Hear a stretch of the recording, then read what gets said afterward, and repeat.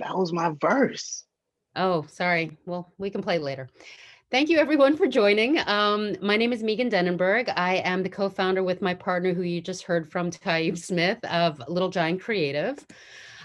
Welcome to our next In the Lab, powered by us, Little Giant Creative and If Lab, which is a non-traditional place-based entrepreneurial hub slated to open at J Centrale in Kensington this spring. In the Lab is a series of conversations with extraordinary women and men and invested audience who are entrenched in effecting change for the embetterment of underrepresented communities, zip codes, and neighborhoods via entrepreneurship. We seek to catalyze equity and restorative justice by expanding resources and support for the majority of us that needs it the most. And want to talk a little bit about the process before I introduce the amazing speakers today.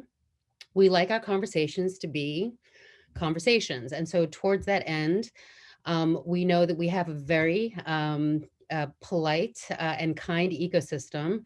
So at any time during the conversation, please raise your hand or put the question in the chat box. And Taib, who will be facilitating, or any of the speakers will most likely ask you to unmute and talk and ask the question yourself. And have other people politely join in, but we would like to have as much participation as possible. So back to the conversation, as we see representation slowly becoming more reflective of those who live in this country, and as we saw the unprecedented numbers of women in elected positions, although certainly still not enough, we wanted to create an arc for In the Lab and a platform for some of the amazing women who are shaping the present and future of our city.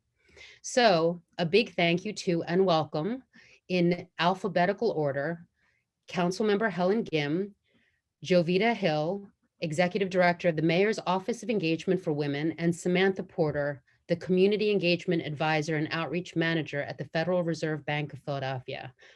And I'm sure many of you already know, but my business partner, Taib Smith. Hi, everybody. Thanks for joining us. I see a lot of friends and colleagues I'm fortunate enough to work with across sector. Good afternoon, Councilmember Yim, Jovita, and Samantha. As the moderator of this discussion, I've already shared, I have benefited from having a partner for 15 years who's a woman, and I am constantly unlearning and learning what my role is as an ally to women. So I'm going to try to talk less, and anyone who knows me, that's difficult. So just to open up, a lot of us talk about women leaders contemporarily, but as a man who was fortunate enough to have a progressive woman, a Black woman who believed in Black liberation and taught me certain ways to move in the world, it's an honor to, be involved in this discussion and work in allyship on this issue. So I guess my first thought is, in the current political climate with so much rhetoric in regards to empowering or supporting women, the reality is that in the city of Philadelphia, if I were to guesstimate on demographics, the average Philadelphian is a 35-year-old woman of color. I would also say that, there's all kinds of statistics that women make 65 cents on the dollar who are African-American, but intergenerationally, women have been on the front lines. So can any of you maybe open up and share your thoughts of what's on your heart and mind in the current political climate, and how we collectively can be supportive and better about supporting women leaders? Taib, if it's okay with you, if it's okay for me to start.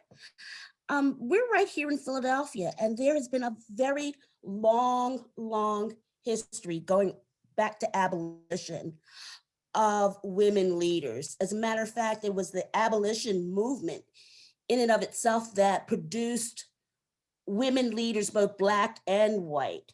And so the transgression from that, or the trajectory of that, was the suffrage movement. And that suffrage movement was Black women and white women together. And they became leaders, and it was sometimes some of the first women leaders in this country, and they grew out of the abolition movement and the suffrage movement. And so that evolution has been a long time coming.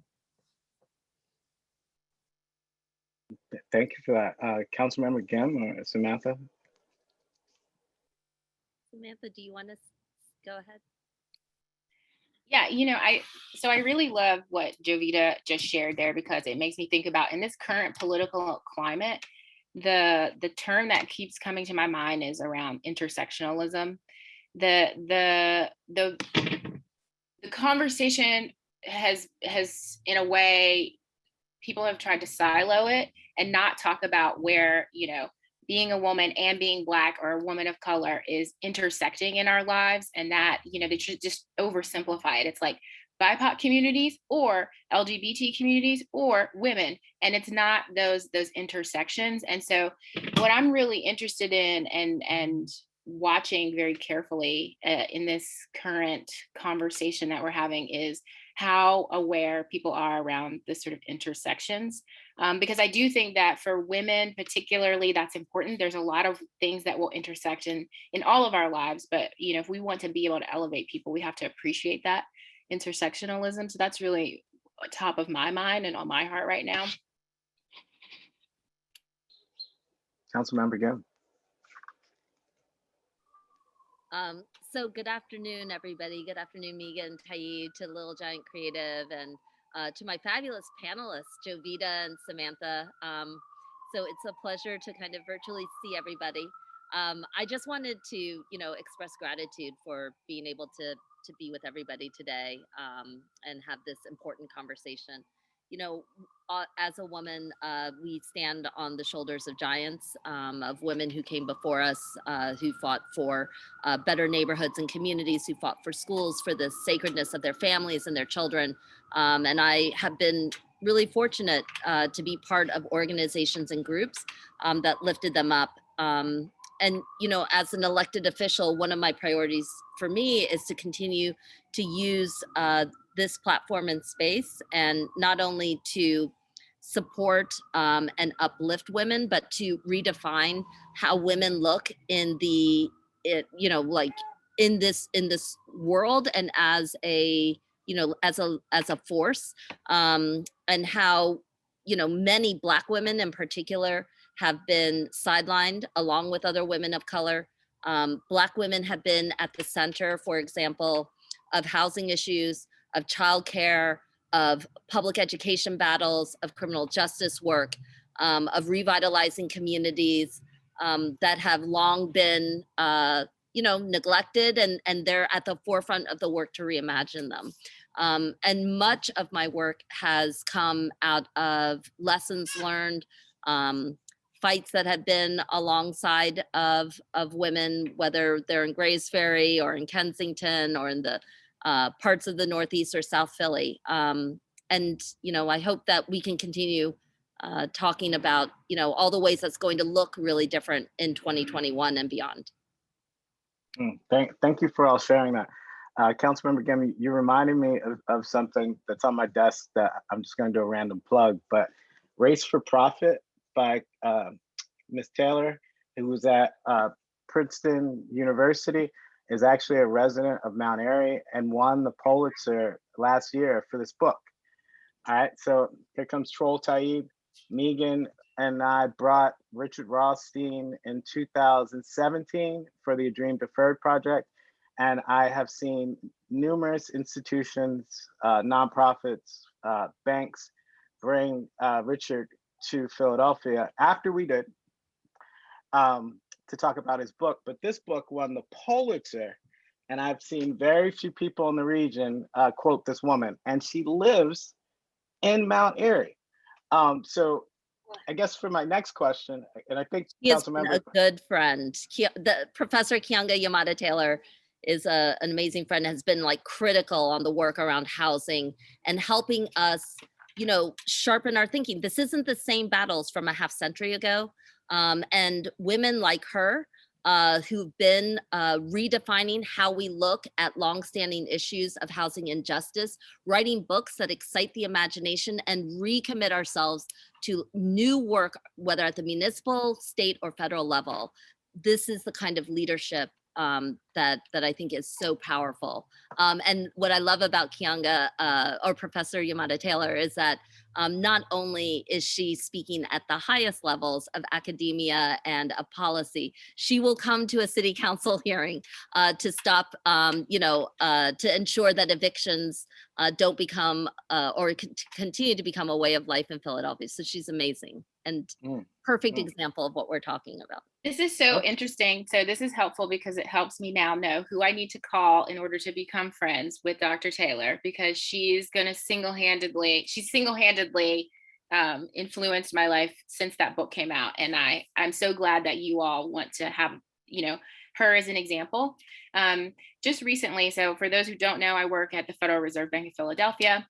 And we just started a series called Racism in the Economy. And it's no plug for their series per se, but Dr. Taylor was one of the speakers that they recently had to talk about structural racism. And her conversation, first of all, the story, when you read the book, is centered in the experience of Black women in urban environments. And she really looks at where they were targeted in a way. She calls it predatory inclusion, which I think is just brilliant. But looking at that experiences, they were the ones who were most impacted by some of these private sector and public sector, injustices. And then they were the ones who had to be out on the front lines fighting for the change that happened. And I think one thing she doesn't explicitly say, but I think she implies in her work that's so powerful, is that they're responsible for the things that we see now as housing justice issues. And it's just sort of looked at, women as a monolith, and there are all of these different experiences that have been had. So I really love that you raised that and raised her voice up, because I don't know if she intentionally centered it in the stories around Black women, but very specifically, that is one thing that resonated with me, because oftentimes that conversation around housing is like, oh, Black women fit into this subsidized housing portion. And it was so much more than that. And so I just love that book a lot. Okay, so now that we're all book friends and family, I would encourage you to go to Harriet's bookshop and order Algorithms of Oppression by Dr. Sophia Noble. I think she was listed last year as Time Magazine's 100 most influential thinkers. And then Sam Katz, who's here, recommended this book to me about the Lenape people who lived here peacefully for 13,000 years, and they were a woman-led society. And there's a passage in here where the Europeans describe that the Lenape children didn't cry and they had no worry. And one of the complications was it was difficult to indoctrinate them and remove them from their parents because they were so happy. So to get back on message, because I can talk about books all day, how can we as a community, I see Rob has the doctor's book as well there. How do we as a community, and particularly speaking to Dave's holding up his book, how do we support and dismantle the structural racism that exists? And I'll preface this with saying, particularly in an environment where DEI, diversity and inclusion, is used as a weaponized way to get white institutions or white people to feel better about intergenerational structural racism. So, like, to get to brass tacks, how do we as a community support women leaders and deconstruct what is already here? Taib, I think that we have to come at it from a social justice model. And the reason is because there is no gender justice without economic justice and racial justice. And they're all inextricably tied. And so if we don't dismantle white privilege, if we don't dismantle racism, there will be no gender justice and there will be no economic justice. So that we have these social justice battles at all three fronts. And we have to always remember that that it, you know, that we have to be in the vanguard on all of those three things. Yeah, I want to be I agree with that 100%. And oftentimes I'm challenging myself to think about it like in pragmatic terms, like what are the steps that I need to take? That's just my personality to say like, now I need to do something, you know, recognizing that that desire to be doing and to be busy is a part of the sort of white supremacist culture. Like I'm fully aware, and I challenge that too. But as I think about it, one of the things that we've been really discussing a lot with colleagues at the Federal Reserve, which is a hard place to have this conversation, is like, what are the root causes? And you know, Dr. Yamada Taylor's work is a perfect example of really getting down to a root cause analysis, because oftentimes what people want to do is put a band-aid on these things, and you can't break down the sort of structural racism without going deep into that root cause analysis. And then a very wise woman who works for the city of Philadelphia told me that it's not just about the what we do, it's how we're doing it. And so making sure that we have the people at the table, and sometimes it's going to go a little more slowly, and that this desire for urgency over doing it right is also a part of the white supremacist culture that we have to address. And like, I was checked on that to say like, okay, now I need to slow down and really go deep and really think about these things and what are the causes. So it's a hard thing to do, because in root cause analysis, I also have to uncover where I have racist ideas, where I have misogynistic or patriarchal ideas, and like look at myself in the mirror. And I just can't pull, you know, as they say, a race card and be like, well, I'm Black, so I don't have those ideas. Wrong. I totally do, and totally have had to dismantle that too, in order to be effective at tables, in order to start to address where I see structural racism and not be afraid of it. Yeah, excellent point. Thank you. Council member? You know, I come out of, you know, before coming on to city council, you know, come out of community organizing, and both Javita and Samantha and I are in places where women of color voices, and Black women's voices in particular, have struggled to hold, you know. And I think that I've always thought that, you know, even coming into city council, you don't place your emphasis in places where like white supremacy, oppression, racism, misogyny, patriarchy are like at their strongest in house. And if we because we are in this space, you know, to me the counter is about you know, how do you counter those forces? And so it's always been critically important for me that the counter lies in people, and in ensuring that the leadership of the people who've been sidelined, marginalized, who've been victimized by policies that have oppressed or profited from exploitation and misogyny and hate, are actually going to offset the power dynamics. Well, even within a city council body, even within potentially, you know, the Federal Reserve, even within the city, within our city halls, and you know, centering that leadership of people who've been sidelined is a practice. Like that's partly what I think, you know, a lot of people think, oh, community organizers, all you do is just network, or you just go out and do a bunch of protests. But in fact, what we try to do is fill as much of a space as we can, to move the center, not by like forcing it through dint of like a charismatic figure, or you know, can you sway somebody in a particular way, but we fill the space with more people. When you fill the space with more people, when you flood the square, the public square, you alter the center of power. And you know, in our, for example, like if we continue on with like some of the housing work that we were talking about a little earlier, but you know, when we know that Black women are 70%, you know, 70% of evictions target Black communities, 74% of them target women, and over half of them are caregivers. So that means that they're either parents or they're caring for someone who's disabled or an elderly member of their family. So how do we offset that when so much power is housed within the courts, within laws that are set by this legislature and by city council? And we do it by like completely upending who gets to talk about it. Who gets to talk about evictions are not just landlords, are not just legislators, but are the people who actually live the eviction crisis, who know what it's like to walk into a room and see like a wall of lawyers and not a single one of them is there to represent them. You know, who knows that they can see eviction court move at a clip of like one case every 6 minutes, and it's a stamp on an eviction down the road.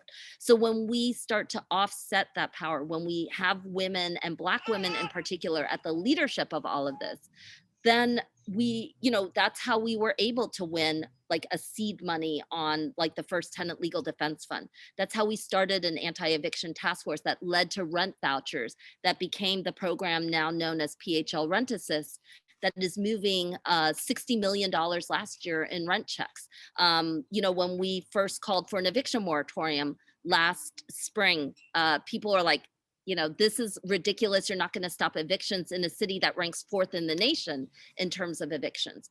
But actually, when you have this many women come forward, when you have families that are at stake, when you have their children and elders and veterans and seniors coming forward, it becomes undeniable because you're no longer debating the fine points of policy or whether something seems feasible. You're confronting the very people that you are charged to serve.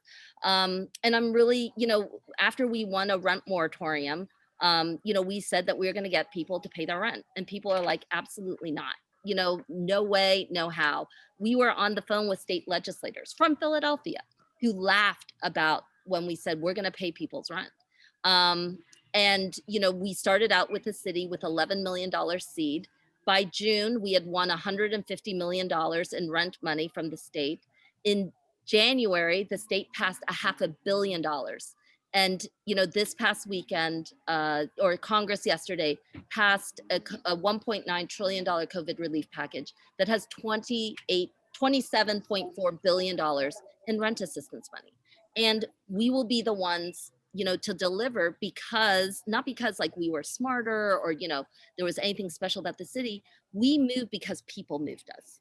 We didn't move, we moved before we knew where we were going because we knew what we had to do, not what we could do at that moment, because what we can do feels impossible. When we're going up against all these forces, it feels overwhelming. But when we work with people who live the consequences, we do what we have to do, not what is politically feasible in this moment, not what we can afford to do at this particular point in time, not what seems like appropriate or, you know, whatever. It's what we have to do. It's what we have to do to save children, to save our families, to keep people housed. And I think what we show is that Samantha said this, like it's more sustainable, it's longer lasting. We build for a bigger vision. Thank you for that. Go ahead, Javier. No, and Helen is very modest because using that same framework, that same model of putting people first and having the biggest voices in the room are the people who this is affecting. We got that victory on Fair Work Week scheduling on that. Philadelphia has the first domestic workers' Bill of Rights, and it's because of that model. And so I'm really proud to work with Helen. That's beautiful. That's beautiful.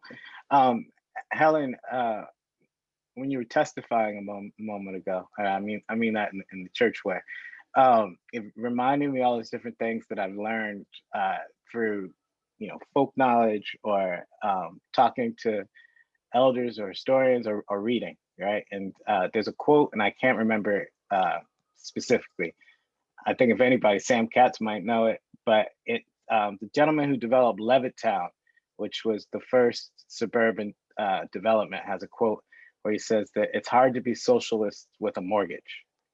And you know, our architecture of suburbanization and the New Deal was actually in response to the workers' parties, to unions, to what's the organization? The Pullman Porters, who helped African Americans get into the military-industrial complex. So history portrays that the organizations that you described with all the attorneys on one side of the wall are actually representing a minority of business interests. And small businesses and collectives don't usually have think tanks or law firms or the lobbying power that meets the collective's need. So I guess, that also reminds me that those corporate bodies tend to lobby against the rights of labor, the rights of frontline workers, and they invest with pension funds against the best interests of community. So, Samantha, you're now representing a large institutional power. Helen, you represent council, and Jovita, I don't know exactly your position, but I know your history, and I know you represent, let's say, the administration. But you work within systems where oftentimes women have to carry talking points that might not have the real executive support. So again, what are some things that can be done to work more for collective versus a minority of business interests? And when I say minority, I mean large corporate interests versus the collective of the citizenry. Anybody? I know that was complex. I'm happy to start. First, I want to just put out a disclaimer, as they instruct us to do. I work for the Federal Reserve, but these comments represent my views and my views alone, and not those of the Federal Reserve Bank or system. So there you go. Black woman carrying her talking points. That said, part of what has always attracted me to community development in the institutional sense is, if not in these halls of power, there's work to be done. I think that Council Member Gim very clearly and eloquently laid out, and I know Jovita has done the same. There's work to be done in those rooms of bringing the collective and bringing the community to the halls of power. And then, I think I play where my strength is, and my strength, I feel, is in that institutional environment to say, how do these institutions actually work? So Council Member Gim talked about a lot of the wins around eviction. How could I, and at the time that was sort of happening, I was in the mayor's office. What is the role that I play in seeing that a policy like that can actually come to fruition? What are the types of limitations we have with getting payments out the door? Can I problem solve around that? What are the limitations we have with the state legislature having to appropriate dollars, and then how do those dollars flow into the city, and how can we think about designing a program around that?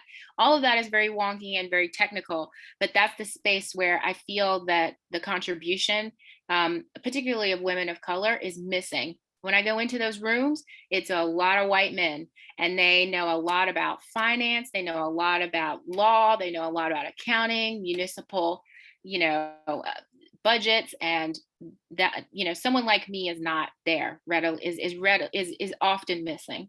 And so making sure that there's also the same voice and the same message on the other side of the table is a space where I really feel like I can play and be a part of the solution. Now, that doesn't mean that there aren't times when I am completely interrupted, taken off of, meeting invites, disinvited from things, to just say, I don't want to hear about, racial equity. I don't want to hear about that is not just gender, because that is right. I get oh yeah, now, you get disinvited too. That's no, I'm fancy now. I resigned.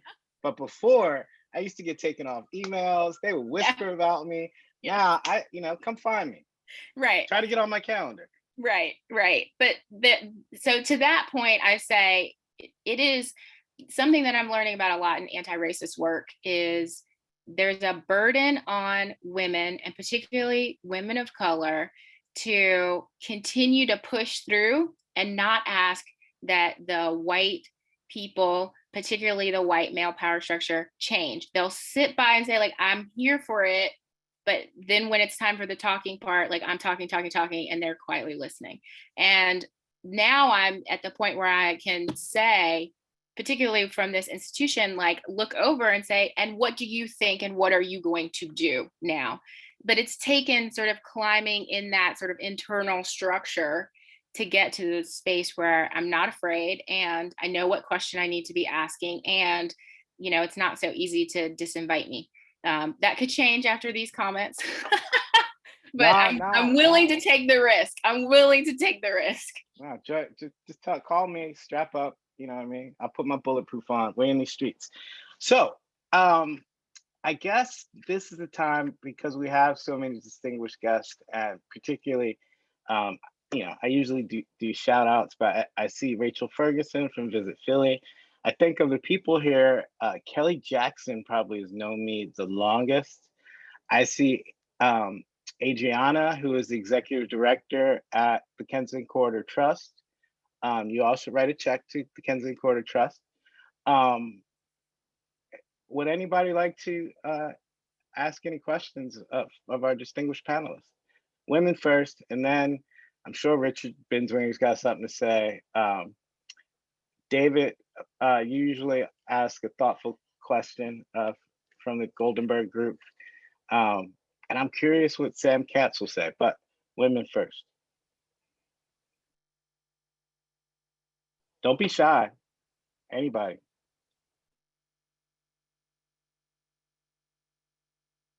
Megan's on mute. I think I made people choke. I'm not shy. Okay. Can somebody can a woman ask a question before I allow Sam?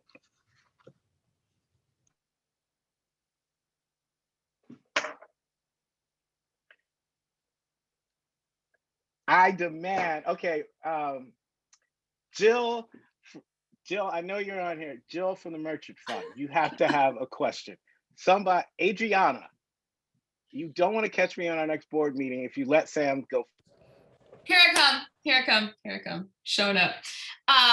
Thank you all to the three panelists, Jovita, Samantha, and Councilwoman Gim. This is wonderful, and I love having the opportunity to come into the lab. So thank you, Megan and Taib and team, for coordinating.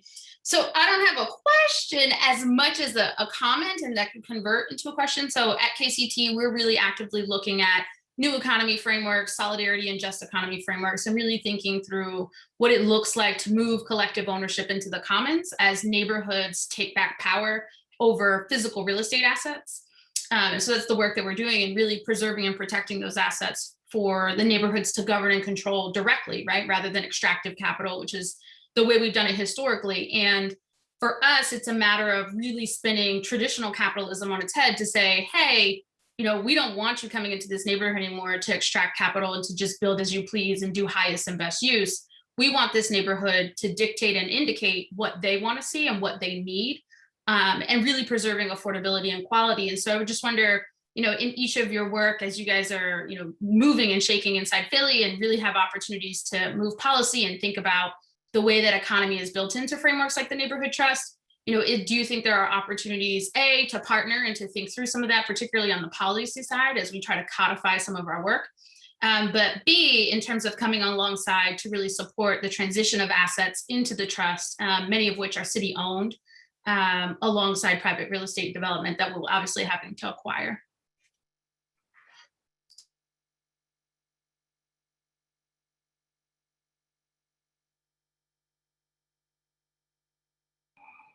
Okay. First of all, thank you, Adriana, and thanks for all your work that you're doing right now. It's so important. There's a lot in there, and I'd love to, tackle as much as I can, or brief a small portion of it.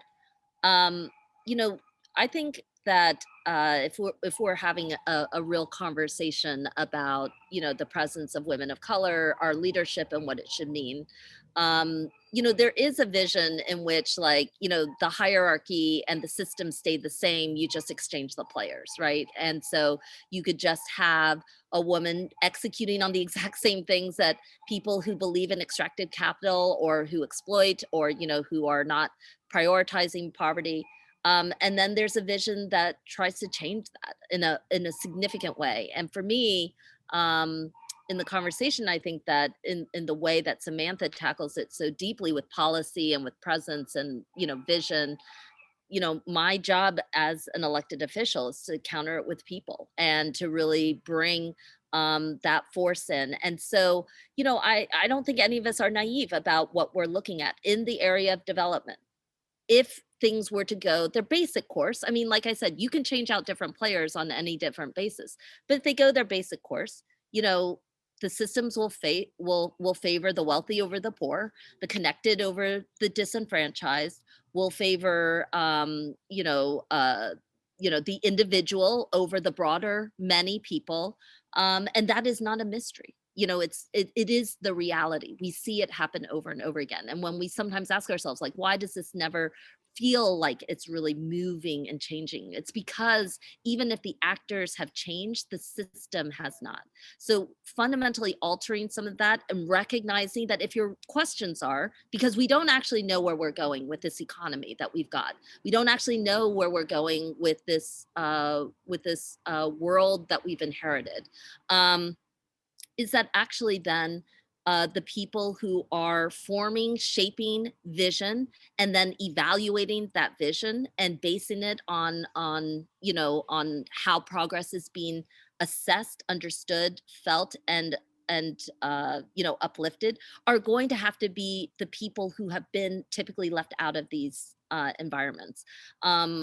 You know, I'm on a juvenile justice state task force, and nothing is like tearing my hair out more than being in a place where, you know, we've met for a year, and I tell people, like, we can improve a system, and absolutely no young person who walks through it will feel that anything has changed. So unless we fundamentally decide that the people who get to evaluate us, who get to set policy and vision, and who we have to kind of report back to, are fundamentally at the heart of stating out vision plans, evaluations, benchmarks, you know, all of this, and not just data sets that we kind of publish out and, you know, cherry pick numbers from, but people themselves have to articulate the vision that we say that we want to have. It's not even like I can say it, you can say it, you know, but like if people that we serve articulate it, and then because they live it, then I think things have changed. Now, like from an organizing standpoint, it feels long-term.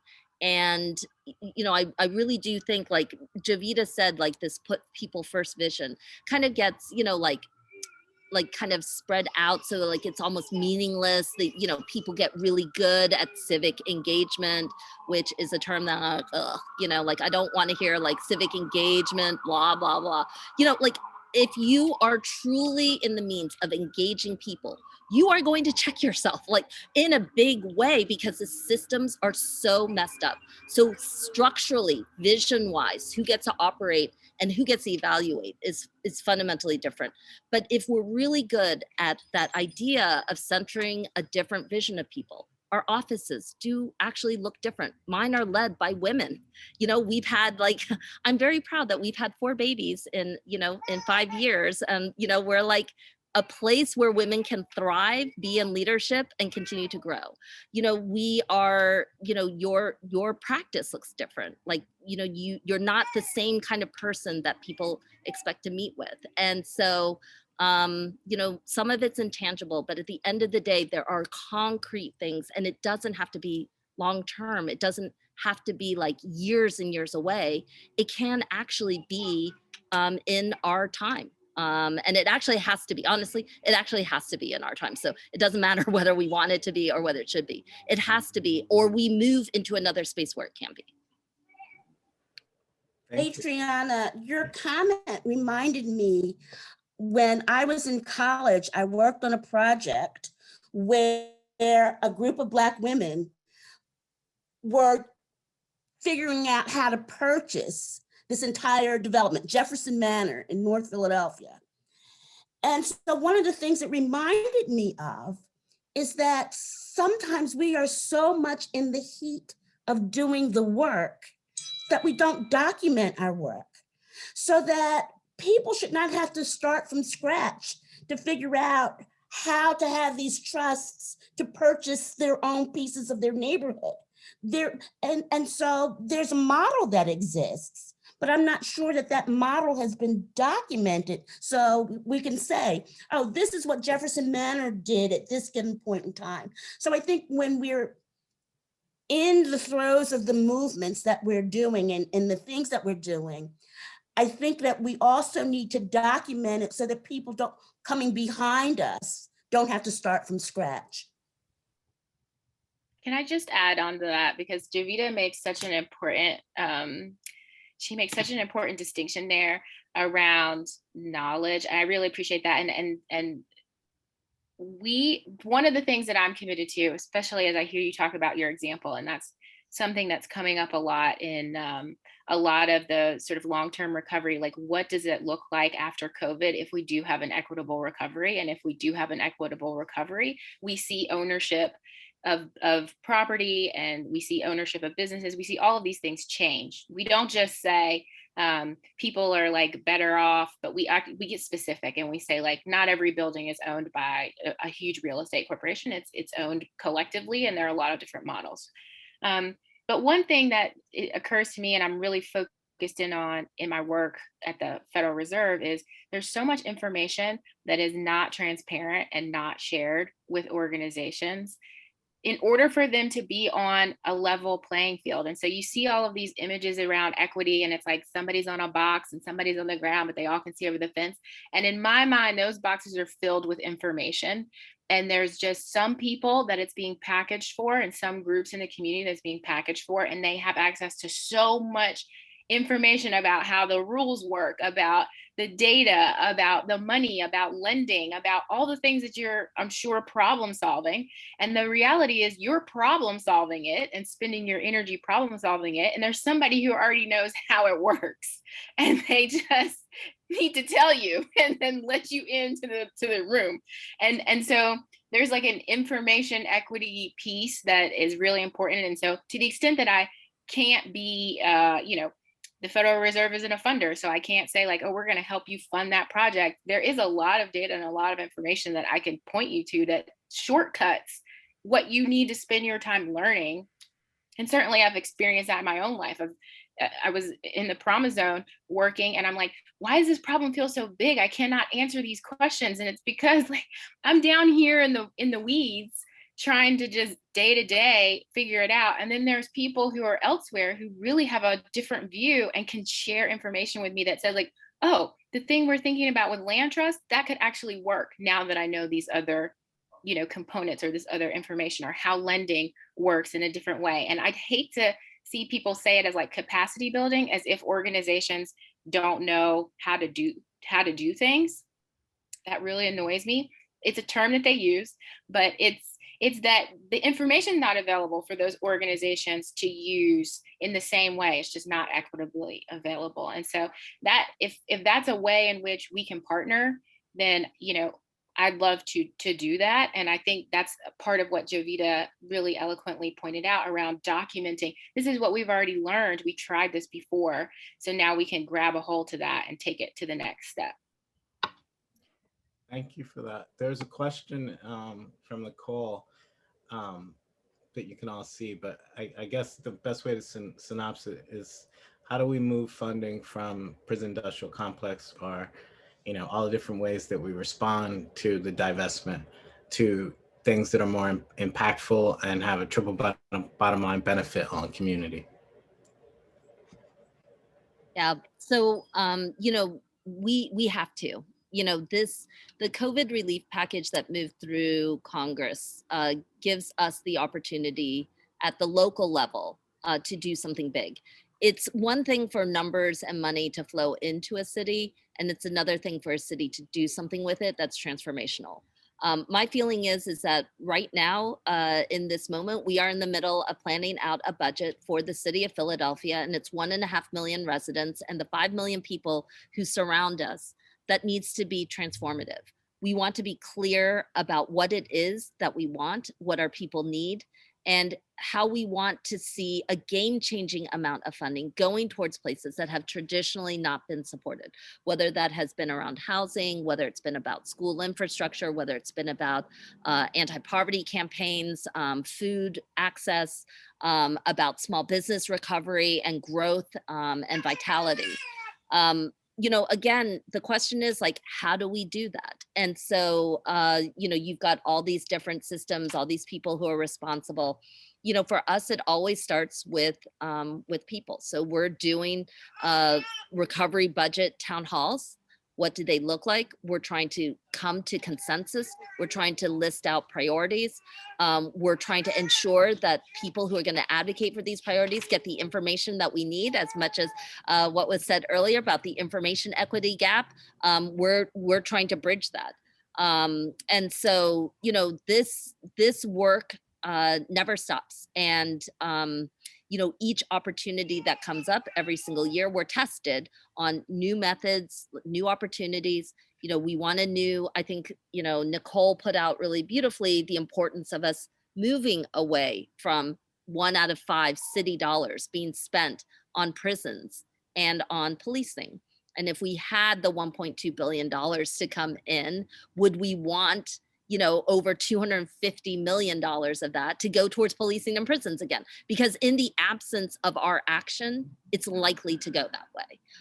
And so we must be deliberate, purposeful, organized, relentless about ensuring that we're prioritizing young people and their experiences, that we can move towards a real like strategy around reducing gun violence, that if we know that we can stabilize people with especially the child tax, the monthly child benefit checks, that we need to think bigger and bolder about ending child poverty in the city of Philadelphia. But you know, we are new. You know, like as I said, I hope in the lab, Little Giant Creative, I know you will, but all the folks who are on here will feel like there is a way and a place for us to try and do that together. Thank you for those thoughtful and succinct answers. I see Tiffany is now on camera, and I think maybe Jill may have had a question, but Tiffany, do you want to share anything? Hey, everybody. This has been an interesting discussion. I see some familiar faces as well. Just a really quick question for the panelists. Anyone or one could respond. What role do you see for our women's organizations as we evolve and recover from the pandemic? A lot of times our sororities and some of our public service organizations, we show up, we do advocacy days, we look really nice in our letters, but what is it that, or what role do you really see our organizations, in terms of rebuilding the city and helping folks get where they need to be? What role do you see for us at this time? I just heard Councilmember Gim talk about the series of reform hearings about reform budgeting. Your organizations can show up and contribute to those hearings. And I also want to say, Helen, however I can help with passing along the word for those hearings, I'll do whatever I can as well. But I think that's the way what can have a voice, so that these women's organizations have a voice in this reform budgeting that Councilmember Gim is talking about. Thank you for that. Anyone else? This is Jill. I don't even know if there's a question in here, but you know, I'm thinking about, you know, we work with small businesses, many of whom are owned by women and Black and brown women especially. And you know, we hear so much about how women are being pulled in so many directions because of the pandemic, and like the invisible work that women do is nothing new, right? But that the burdens on these women because of the pandemic are just exponentially greater than they were even in prior. And I have so many conversations with women business owners now who are, struggling to keep their businesses open and to keep their kids in school. And again, I don't know that there's a question in here. It's just something that like weighs so heavily on me, and thinking about how we provide support to these women who need support in so many more ways than just, stimulus bills and grants and things like that. And Sam is on our board, so, I expect that she's going to help us to solve this problem.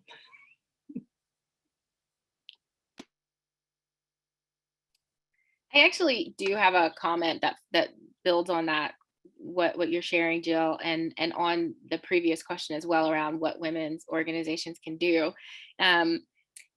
There's a lot of trusted messenger work that happens among women.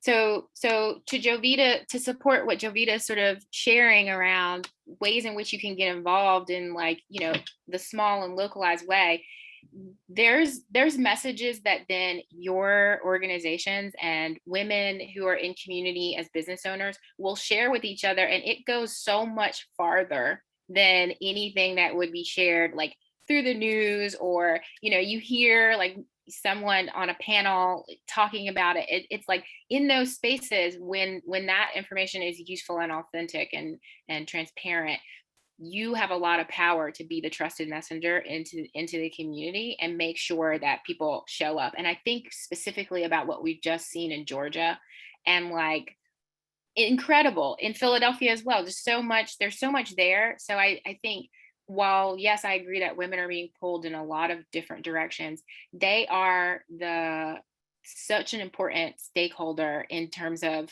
getting people to believe that the change is possible, or this thing is available to me, or whatever it is. Like, then people are like, oh yeah, my friend or my aunt or my sister said whatever, so now I'm going to do it.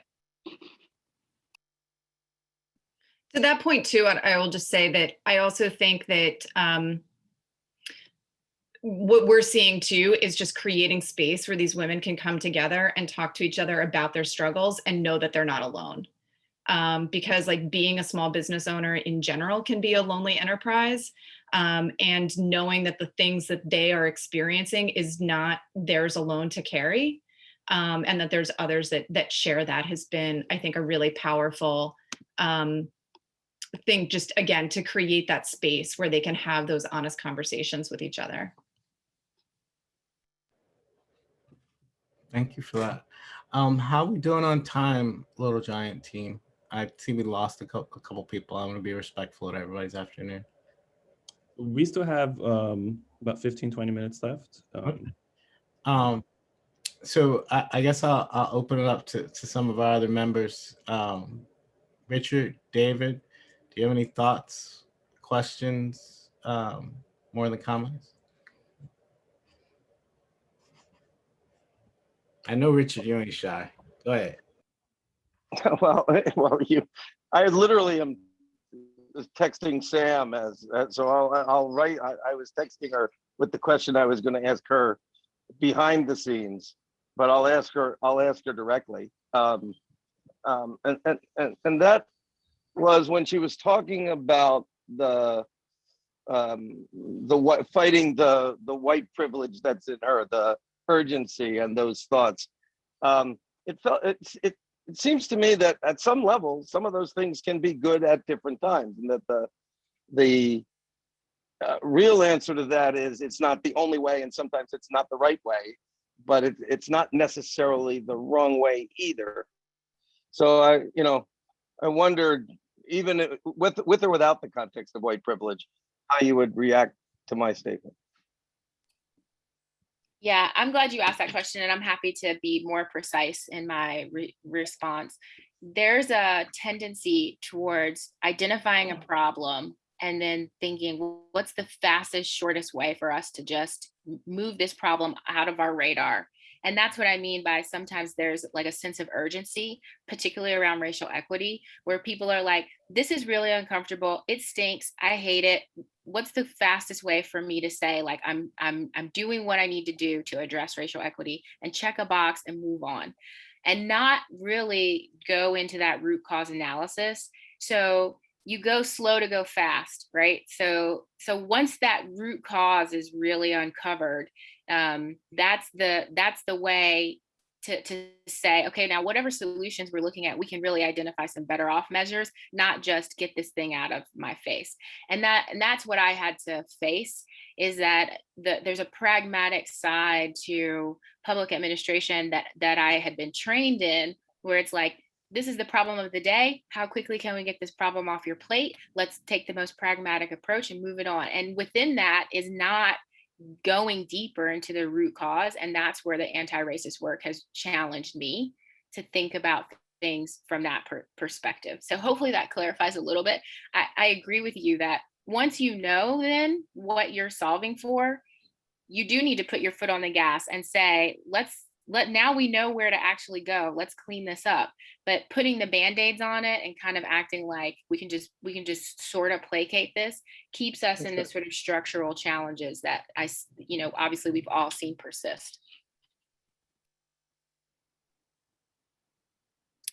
I'd like to underscore that, Samantha, because, in city government, we're moving toward equitable engagement. And it's an enormous challenge because it's such a different model than government bureaucracies are working in. They're working on these processes that don't have much to do with the people and the institutions and the things that they want to solve for. And so having to put on the brakes to move slow, to go fast, it's very, very difficult for bureaucracies. And it's a challenge because it's challenging people to work in a different way than they've been trained to work, and what they're used to doing.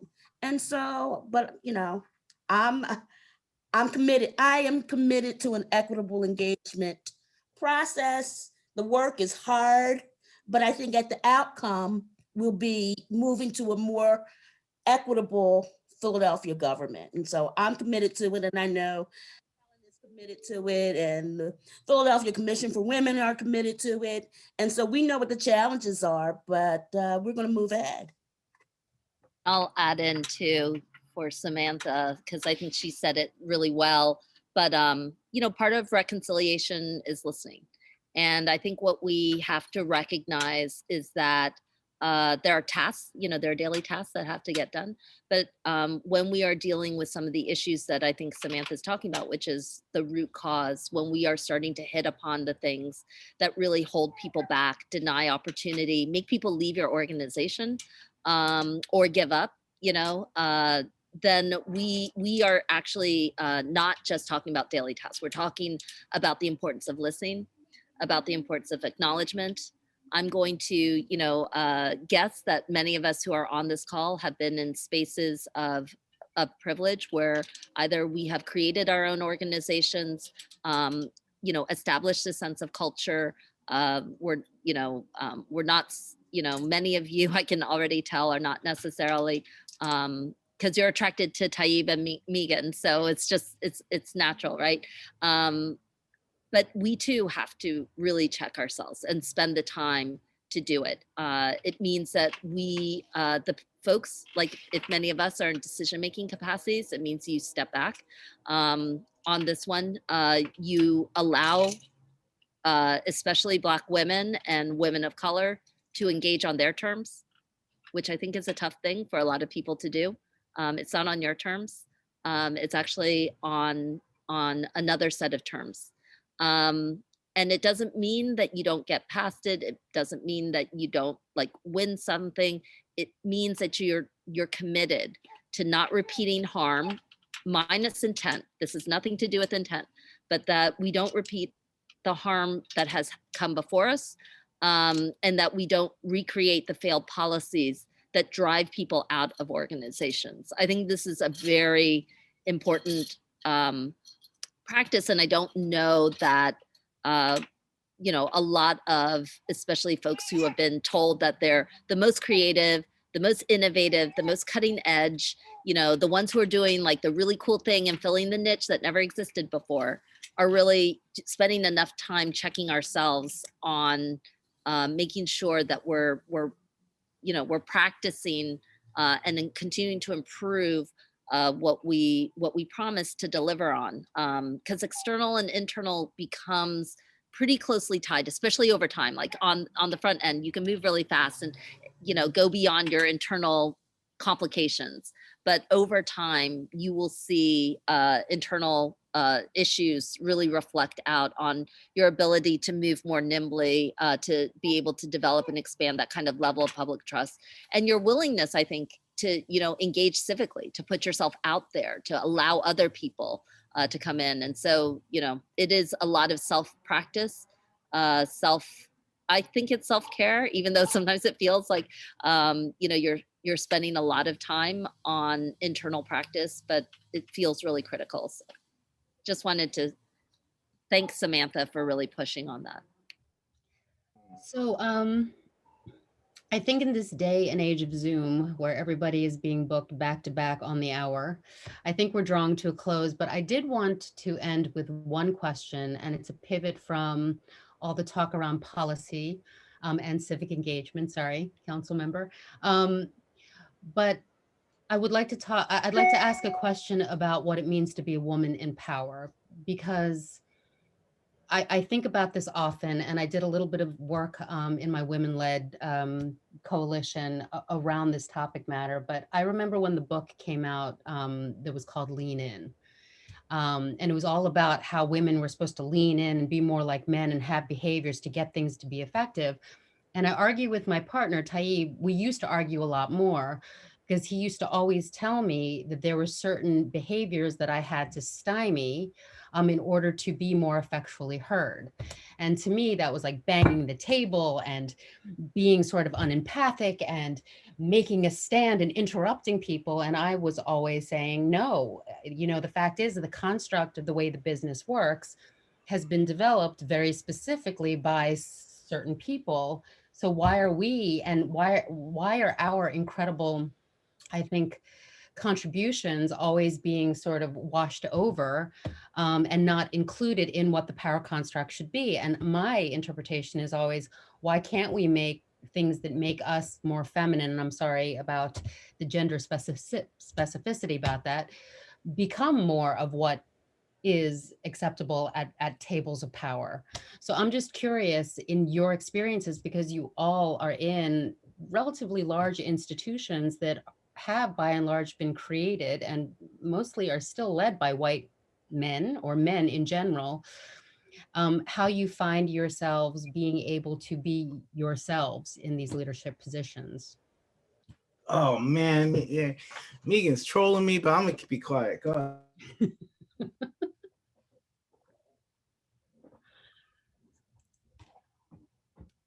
Okay, so I'm going to call it, because this is our last question. I feel like it's a little bit of a palate cleanser. It's a little bit of a pivot. Actually, I'll just interject, because from a space of love, because Megan and I argue less than we did. But one of the things that we use as a power is we talk about the yin and yang, right? And he's clearly chaos. I am chaos, and I am also bombastic, and I am a student of Sun Tzu and the art of war, not the pocket version, right? So when you got to go argue with a person like Richard Binswanger, or you got to go argue with the white-led institution, you don't take flowers, right? And you have to understand the construct. And Megan and I talked about this 10 years ago, that I don't know that many successful men, particularly of privilege, that were never recommended to read Sun Tzu by the age of at least 13, some of them 18. But when I talk to my mentees and my employees who are women, nobody ever told them to read that book. So if you're dealing with somebody who has a construct of war and you don't know that construct, you are to some extent not armed for battle. So now that we have a yin yang philosophy. So by the way, I have read The Art of War, number one, but number two, I never argue with Richard and I get shit done. But sorry, go ahead. It took me 3 years of beating Richard up in public spaces for him even to trust your ideas. And I'll stop there. I'm done. Good night. Thank you, everybody. This is becoming, it's a therapy session, but I would love to hear from Councilmember Gim. I'd love to hear from Samantha, and I would love to hear from Jovita what your thoughts are, not necessarily on Taib and me, but your own personal perspective of how to navigate within these waters.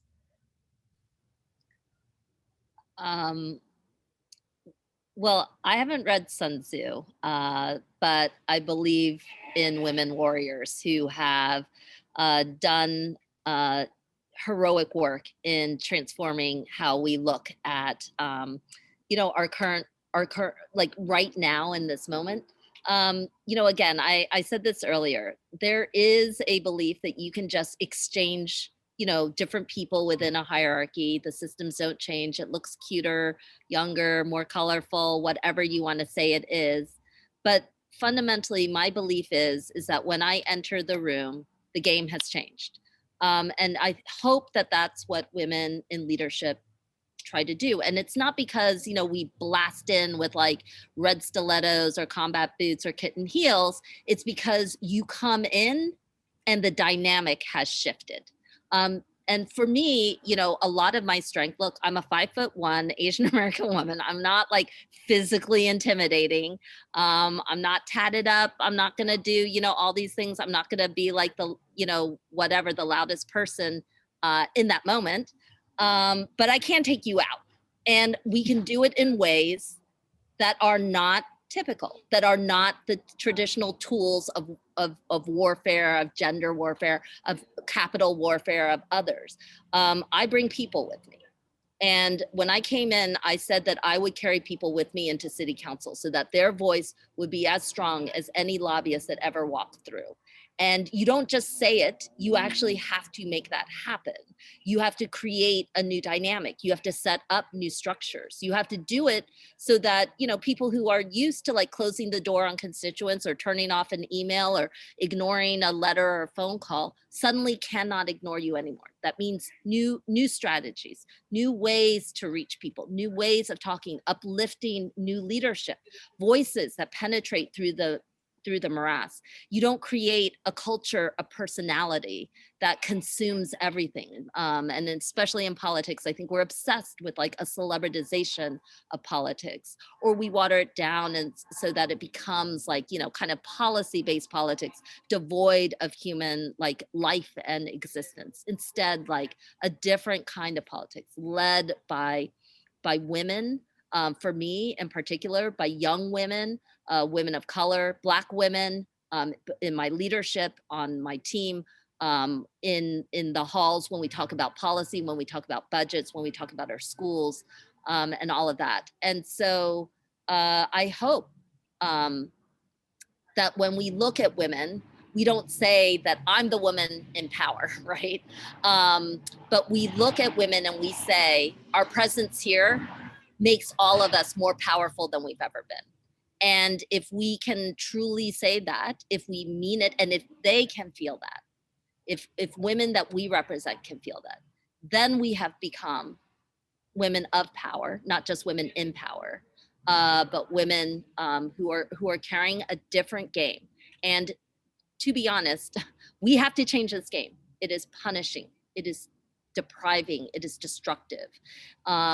It results in death of our families, of communities, of ideas, of ambition and hope. So we must do something differently. And I do believe that women coming in, with or without Sun Tzu's techniques, but being warriors nonetheless, and the ability and the intent to certainly take you out in creative ways that you have not even had written down before. That's what I do love about women, that we have worked out and found out ways to do things that have not yet been written. And I think that is what I hope power means. It's a very elegant answer. I come from it from a very different perspective, because I have never ever felt like I didn't have power. And I think it's the way we raise our daughters. I am one of 7 girls. Our mother died when we were children. And we had a father that raised us that we were always powerful. So I felt that I had power as a student. I felt that I had power as a mother, power as a wife, and in every aspect of my working and career, I felt powerful. And then I see on here, I served as vice president for many years with Sam Little, who's on this call. And I think Sam will attest that I never felt that I didn't have power at LS&A. And so I think we have to think about power in how we raise our daughters.